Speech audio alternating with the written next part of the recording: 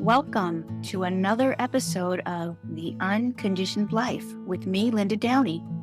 If you're ready to leave the stress and the pain of your past so that you can create a joyful and vibrant life for your future, then you are in the right place. Subscribe, follow, and enjoy the episode.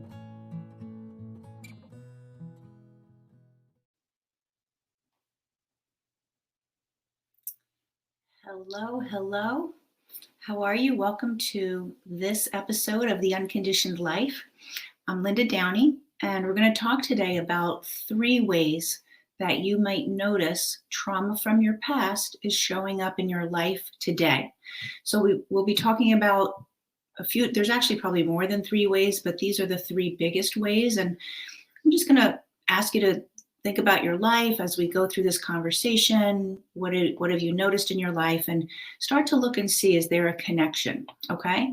So welcome to this episode. This is streaming in multiple places. I would love for you to say hello. If you do say hello and I don't respond, it's because I can't see in the moment from where you are, but I will get back later and check. But I'd love to know who you are, where you're listening from. If you watch the replay later, welcome to that as well. And please say hello.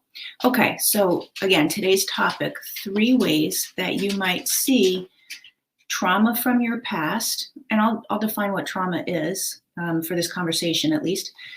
Trauma from your past and how it's showing up in your life today. And then maybe some tips if we get to it on how you can start to shift that. So when I talk about trauma, there's a whole spectrum, a whole range, but really it's life experiences. Some people have very significant trauma, things that happened in their past, things that never should happen to someone. So that's very impactful trauma, things like being molested or child abuse or whatever it is, an abusive relationship as an adult. All of that is traumatic. But also life experiences that are pretty normal, that can be just part of what we all do. We all experience life things that are traumatic for us, because if those experiences cause us to have a negative emotion, cause us to feel anger, cause us to feel guilt or shame. So it might just be someone saying something to you and all of a sudden you feel shame, like, oh, what's wrong with me? That's traumatic. So there's a whole range and spectrum of that. So if you're someone who didn't have any of the big, really devastating things happen to them, I'm glad to hear that. But don't discount this conversation, because there's still plenty of places that your experiences from the past could be affecting how you make your choices, how your life is playing out now. Okay? So as I said, trauma is an experience where we have an emotion in the moment, and then as a response to that emotion, we make a decision about ourselves. We make a decision or we create a belief. That's how it pretty much happens. Something happens, somebody says something to us, and in that moment, we have a feeling of anger, or we have a feeling of shame. You know, somebody says, what's wrong with you? Why would you do that? I thought I taught you better than that. Or, no, you can't go out. I told you you could go out, but I changed my mind. You can't go. So anger, frustration, shame, whatever it is. And then in response to that emotion, we create a belief or like a belief or a decision about ourselves. And it's typically about ourselves and or about life.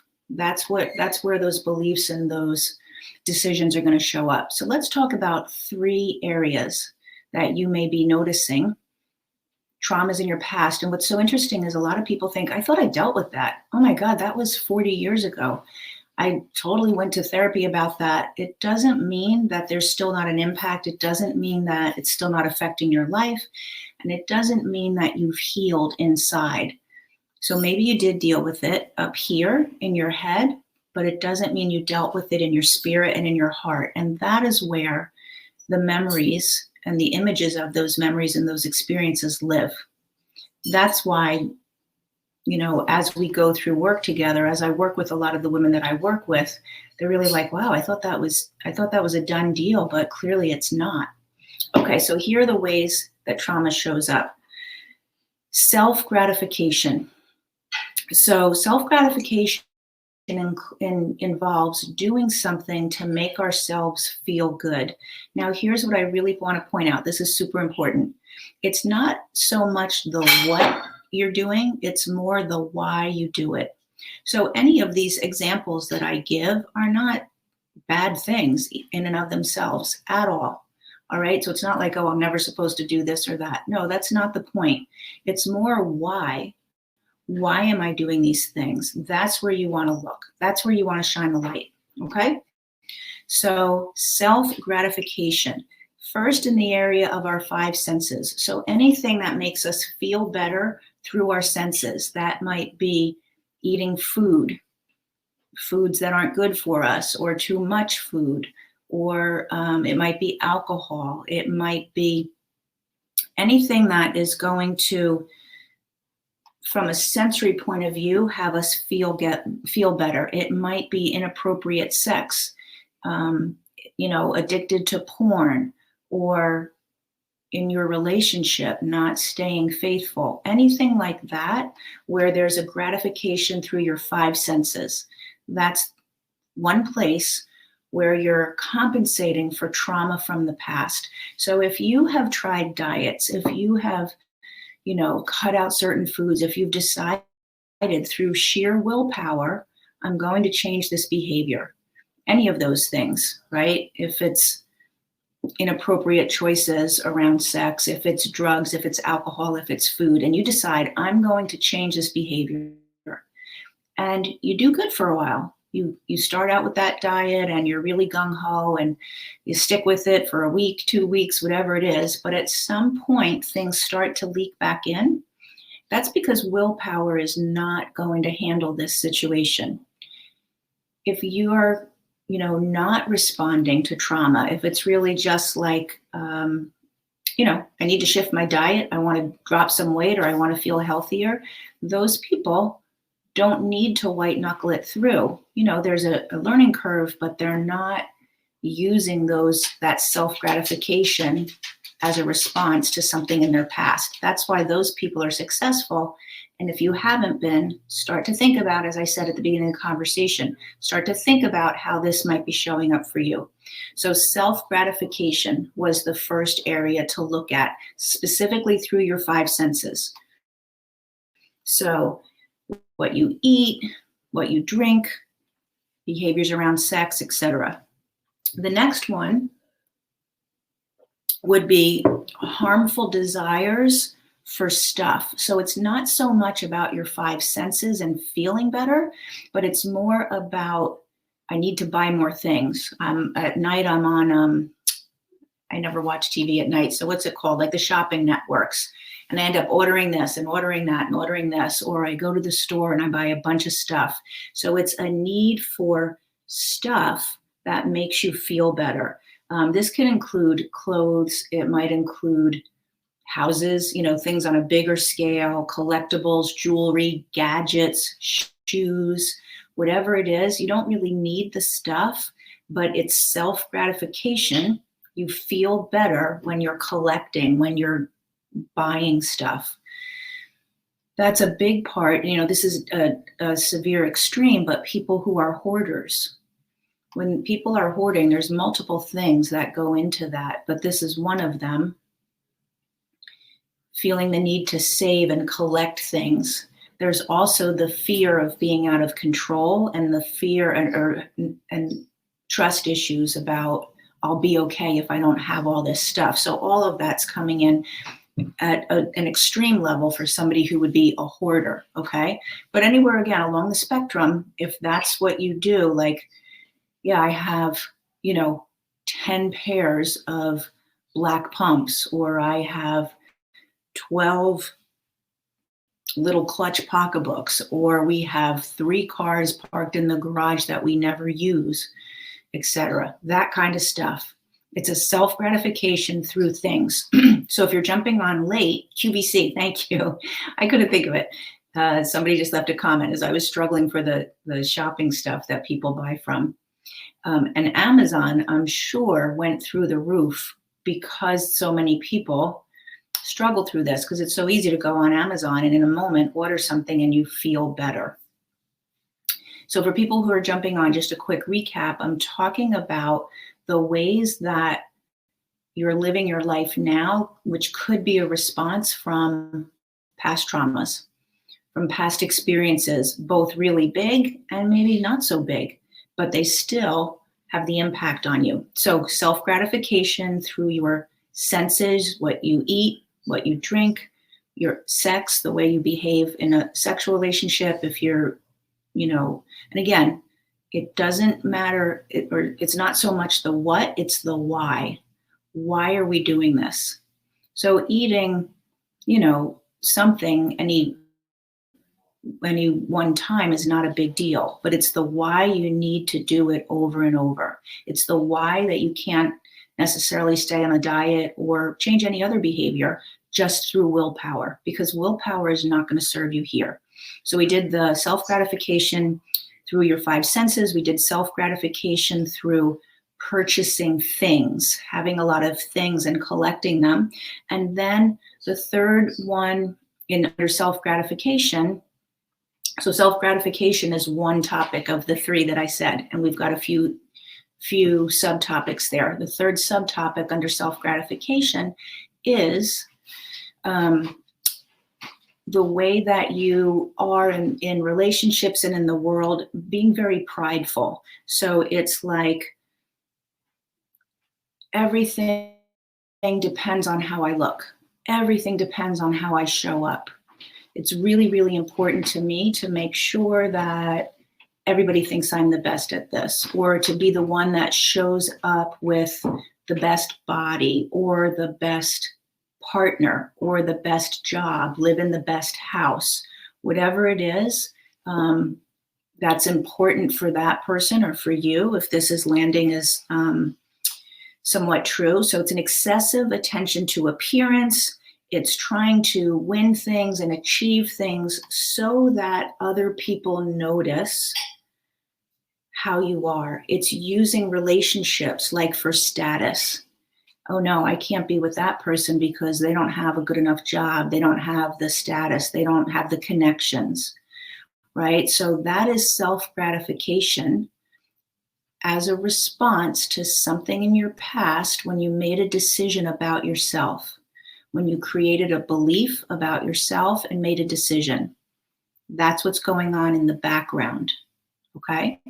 So that self-gratification is the first way in this conversation where I said there's three ways. That's the first way. The second way is self-protection. So self-protection is what we do to distract ourselves from feeling pain. It's what we do to avoid what was never dealt with 30 years ago. And we've been spending 30 years avoiding dealing with it. So it's the way that you manipulate your circumstances so that you don't have to feel pain again. So how might that look? That could look like a workaholic, somebody who's always busy. No, can't stop and do that because I have this project. I have to get this done. Even on the weekends, I got to work in my house when I'm not working at my job. So a workaholic, somebody who doesn't know how to do downtime. Self-protection, because if they stay very busy and focused, they don't have to go other places in their thinking and feeling.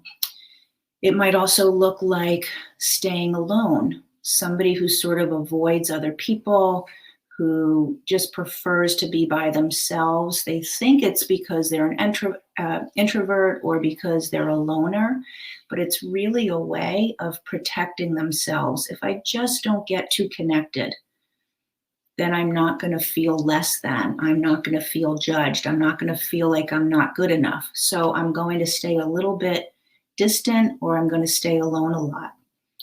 It might also show up as perfectionism. So someone who is really, really driven. If they're in a meeting at work and anything is said, it will be perceived as a criticism. It might just be a coworker saying, "What if we tried this? I love what you did, but what if we tried this?" And right away it's like, "Oh, I did something that somebody's not okay with," like a drive to be perfect instead of being able to go, "Yeah, let's try that. That sounds like a great idea." So self-protection can show up as being a workaholic. It can show up as keeping yourself alone. It can show up as trying to be perfect. It can show up as hyperly controlling your circumstances. So I have to control everything. The second I feel like I'm not in control, I'm not okay. I don't feel comfortable. So it might be controlling all the things that everybody in your house is doing. It might be controlling how everything plays out. So if you've got 4 kids and you're controlling how they're managing their lives, yes, when children are little, we need to teach them how to do that. But now they're seniors in high school or even in college, and you're hyperly controlling their lives, and you're like, got your hands on everything, or you're checking in all the time with what they're doing. That's hyperly controlling your kids. But it can show up, with your parents. It can show up in your job. Like I'm just going to be in control, because as soon as I'm not, I don't feel okay. That's self-protection as a response to past trauma. What else? Let's see. Trying to protect an image of yourself. So if you've created an image of yourself that says certain things about you, and then life is going in a particular direction and you can't maintain that image, right? That is going to be a problem for you, which is very different than someone who's authentically living their life. When we authentically live, it's not for an image. It's for the things that make us happy. It's for, our passion in life. It's for having true focused relationships, things like that.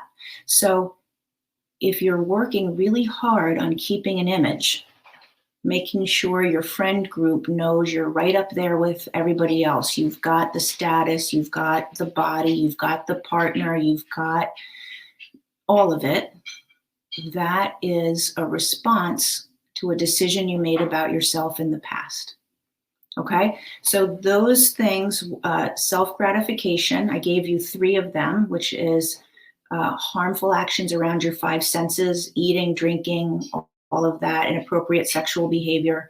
It's also shows up around desires for stuff, buying a lot of things. It also shows up with being very prideful, which is somewhat similar to the self-protection where you're creating a mask or a certain image, right? Being very prideful of who you are and how you're showing up in the world.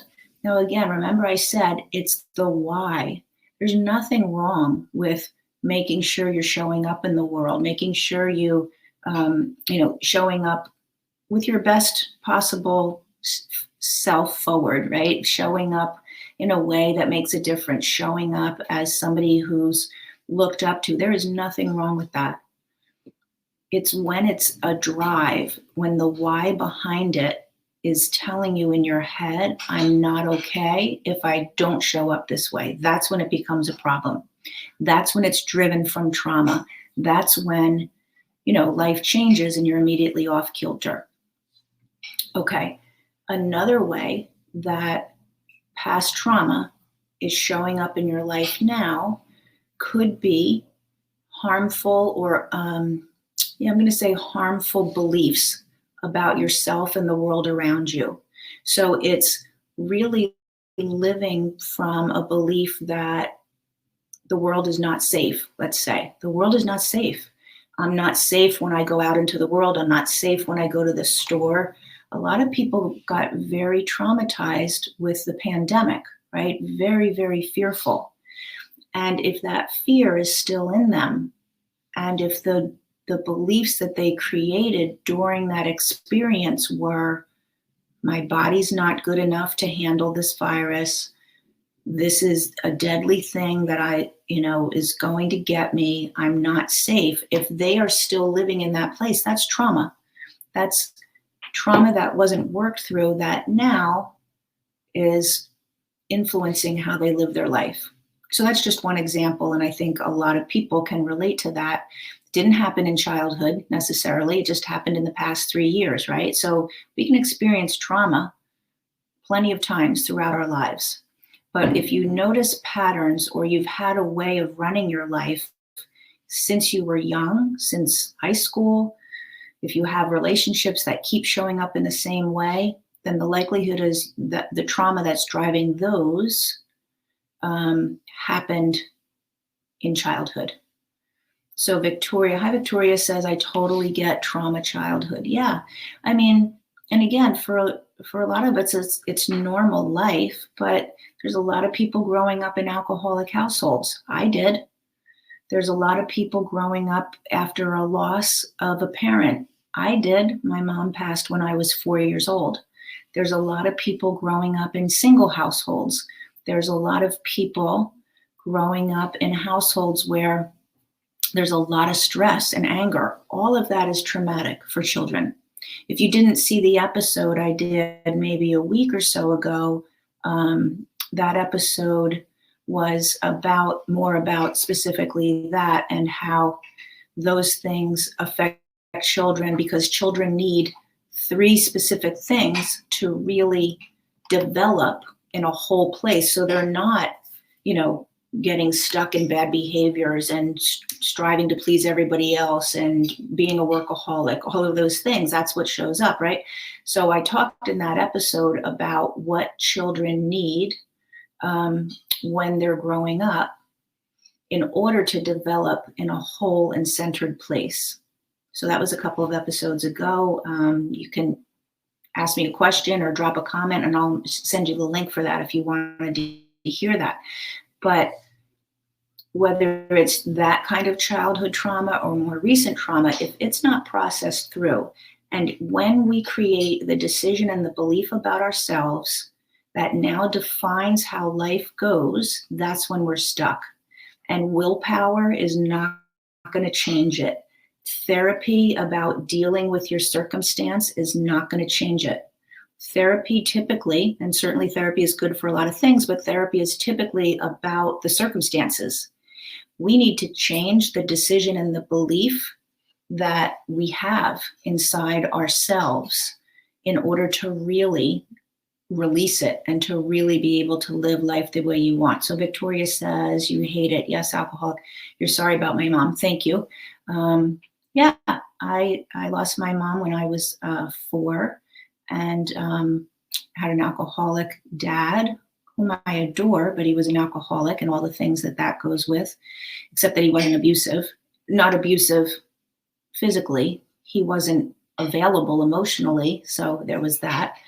And I guess you have a bad marriage as well. So yes, Victoria, I'll definitely post the link from that episode. This is streaming in multiple places and it's a podcast. It's a new podcast. I just recently launched it, but it is a podcast. So I'll give you the links. You can find it on Apple, Spotify, iHeartRadio, Amazon, anywhere that you might listen to podcasts. It's called The Unconditioned Life, because what I'm talking about is the conditioning and the programming that you've been living with and how to uncondition that so that you can live the way you want to live and not as the effect of that.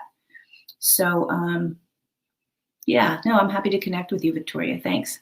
So anyway, so the unhealthy beliefs is where I was, right? One example that I gave is I can't trust the world. I'm not safe in the world. Another thing might be I can't trust the future. I can't trust that I'm going to be okay in my life. I'm going to be okay in my relationships. I'm going to be okay financially. I just don't trust that. I just am fearful, live in scarcity and lack because I'm afraid and I don't trust. Another unhealthy belief. So the examples that I'm giving you are about your external world. These are beliefs that we create about the external world. Here's a couple of examples of common ones that we create about ourselves. Um, not good enough. And that might be, I'm not smart enough, I'm not pretty enough, I'm not tall enough, I'm not young enough, I'm not old enough. It might be any of those under the umbrella of not enough, not good enough. So you look and see what other people are doing and what other people have. And in your heart and in your spirit, you're quite certain that that's not available for you. It's just not. You didn't get those straws. That's a trauma belief and a trauma decision. It's not the truth. So that's a very common one. Another one could be, I'm not lovable. Now, you might be married in a relationship, you might have kids in a family, but underneath it, from your past, is the belief and the decision, I'm not lovable. So when you're in those relationships, you don't fully give yourself, because for you, if you fully gave yourself, if you were completely vulnerable, if you really opened your heart and loved, it wouldn't be accepted because you're not lovable. So you don't do that. Remember I said self-protection at the beginning, about 20 minutes ago, we were talking about self-protection. So you don't do that in your relationships. You keep yourself at a little bit of an arm's distance. If you have a partner and they say, I love you, you look so amazing. And then it's like, oh, no, I don't. Oh, thanks. But sort of hand is up. Even if it's not physically, literally up, the hand is up. And it's like we're waiting for something, but meanwhile, life is going by. So this conversation was all about the ways that past trauma is showing up in your life now and the patterns that we've created. So it's self-gratification. If you can't stick with diets, if you need a glass of wine all the time, if you unhealthy habits around sex, self-gratification around your physical senses. This is a recap if you're just dropping on. There was self-gratification around buying things, needing to buy stuff. That's why it's called retail therapy. It's retail therapy because people use it to feel better, but they only feel better in the moment. They get home and are like, why do I even have this? How many people could look in their closet and see stuff with the tags still on because they bought it to feel better in the moment, but don't really want it or need it? So there's that. And other things. It might be, collecting anything, over collecting things. Again, it's the reason why you're doing it, not what you're doing. So there's nothing wrong with buying a new pair of shoes. But if you're buying, another pair of black shoes just because it makes you feel good, that's where you want to look. That's where you want to shine the light. Okay. Then we talked about self-gratification in how you show up. Do I have the right house? Do I have the right partner? Do I have the right accolades? Do I have the right awards? Do I have the right body? Do I wear the right clothes? All of those things. And social media has really, I think hammered this home for people because people look and see, and then there's a lot of self-doubt and a lot of criticism and a lot of shame because their life, their body doesn't look like what they see. Self-protection, being a workaholic, being a perfectionist, staying alone, keeping yourself away from others, extreme shyness, anything in the extreme because you're using it to block out. This is a way to numb yourself from pain. So that was all in the beginning of the conversation. And then we just wrapped up the second half, which was the unhealthy beliefs that we create and that are driving your life. I'm not okay. I'm not safe. The world isn't safe. I can't trust that my life will turn out. I can't trust that I'll be okay financially. I'm not lovable. I'm not enough. Those are the common ones. So if you saw yourself in any of that conversation, if you have been sort of coping and dealing through life through this lens and this filter, what I really want you to take away from this conversation is it's just a response that you created, and it doesn't have to be the way your life goes. It doesn't. If you look at the people that you see and you're like, why can't I be like her? How come she can handle it? How come that relationship looks great? How come she's able to take care of herself and not work herself to death? How come? It is possible, but you have to unwind that trauma, find those hidden beliefs, heal in your spirit and your heart, not just here. Just here is the willpower. That's okay, this is the diet that will work. Here I go. And then it doesn't. That's the willpower. You've got to heal it here. So the way I work with women in a lot of different ways, there's a very comprehensive program that goes into all aspects of that. That's the Return, Restore, Renew program. I'm just coming to the end of it with a group of amazing ladies. And so there's some spots open in the next week or two. If you want to have a conversation about that, if you want to really dig in as to what that might look like. And again, that's a very comprehensive program. There's other ways that I work with people as well. So I like to try to meet people where they are. I'm a spiritual coach. I have training as a whole life coach, which is a very spiritual perspective. We just started 2 weeks ago, a 12-week spiritual healing course. There's about 10 ladies in there, 10 or 12. And we're just working on the spirituality part of that. And there's a couple of other options. So if you want to have a conversation, drop me a comment. I'd be happy to speak with you. I hope this sheds some light on maybe some patterns or things that have been happening in your life that you're not happy with and you just don't know how to get unstuck, okay? This is the place where you want to look. All right, have a great weekend. I will see you next week. We try to come on here 3 times a week. So I'll see you next week. And then if you've been watching me at all, a few times a week, have my coffee early in the morning and chat with you over a cup of coffee, short 5 minutes about something that I think will make a difference. So if you have any questions about any topics, please drop them and I'll try to answer them. Okay? Thanks, Victoria. Thanks for listening. Thanks, everybody else.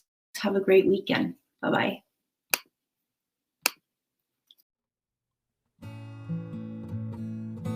Thank you for listening. If you found this episode helpful, please subscribe, follow, or leave a kind review. If you are ready to truly leave an overwhelmed life of stress and struggle behind and live as God intended, whole, joyful, and connected, please reach out or go to lindadowneycoaching.com, my website, for more information. Give yourself some grace and kindness today and every day, and I hope to see you on the next episode of The Unconditioned Life.